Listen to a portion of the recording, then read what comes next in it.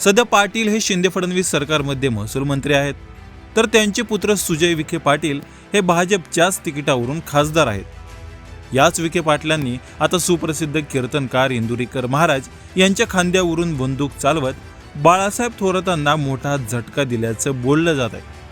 विखे पाटलांनी नेमकी अशी कोणती खेळी केली आहे की ज्यामुळं थोरातांच्या पायाखालची वाळू सरकली आहे? या सगळ्यात नेमका इंदुरीकर महाराजांचा संबंध काय, हे सगळं तुम्हाला पुढच्या 2च मिनिटात सांगतोय. पण त्याआधी हा व्हिडिओ शेवटपर्यंत नक्की पहा.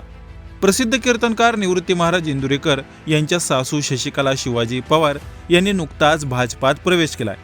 त्या अहमदनगर जिल्ह्यात संगमनेर तालुक्यातील निळवंडे गावच्या विद्यमान सरपंच.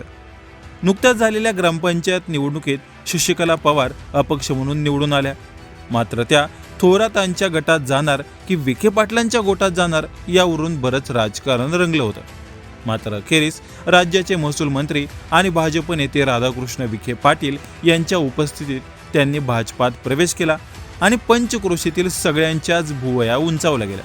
बाळासाहेब थोरात संगमनेर या विधानसभा मतदारसंघाचे आमदार, त्यामुळे आपल्या बालेकिल्ल्यातीलच महत्त्वाच्या ग्रामपंचायतीचा सरपंच विरोधकांच्या गोटात गेल्यानं हा निकाल थोरातांच्या चांगला जिवारी लागला. मी ग्रामपंचायत निवडणुकीत अपक्ष म्हणून अर्ज भरला होता. जनतेनं भरपूर मतं देत माझ्यावर विश्वास टाकला आणि मी निवडून आले. या निवडणुकीत मी जनतेला काही कामं करण्याची आश्वासनं दिली होती. ही कामं करण्यासाठी मी भाजपात प्रवेश केला असल्याचा खुलासाही आता शशिकला पवार यांनी केला. त्यामुळे इंदुरीकर यांच्या सासूने बाळासाहेब थोरात यांना चांगला दणका दिलाय असं म्हटलं तर वावगं ठरणार नाही. मी निवडणुकीत उभं राहण्याला इंदुरीकर महाराजांनाही विरोध होता.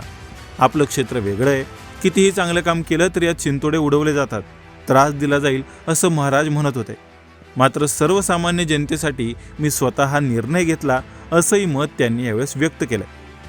निळवंडे गाव हे काँग्रेस नेते बाळासाहेब थोरात यांच्या संगमनेर मतदारसंघातील असून शशिकला पवार यांनी भाजपात प्रवेश केल्यानं हा थोरातांना आता मोठा धक्का मानला जातोय. संगमनेर तालुक्यात नुकत्याच झालेल्या 37 पैकी 25 ग्रामपंचायतीत थोरात गटानं सत्ता मिळवली. मात्र असं असलं तरी थोरातांच्या बालेकिल्ल्यातच विखे पाटलांनी जोरवे, तळेगाव, दिघे, घुलेवाडी या थोरातांच्या ग्रामपंचायती खेचून आल्या.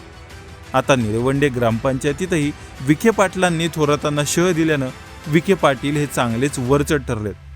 त्यामुळे आता बाळासाहेब थोरातांच्या बालेकिल्ल्याला थोरात खिंडार तर पाडत नाहीत ना, अशी चर्चा राजकीय वर्तुळात रंगू लागली. त्यामुळे विखे पाटलांच्या खेळीमुळे बाळासाहेब थोरातांचा गाव पातळीवरचा बेस सैल होत चालला आहे का, याबद्दल तुम्हाला काय वाटतं?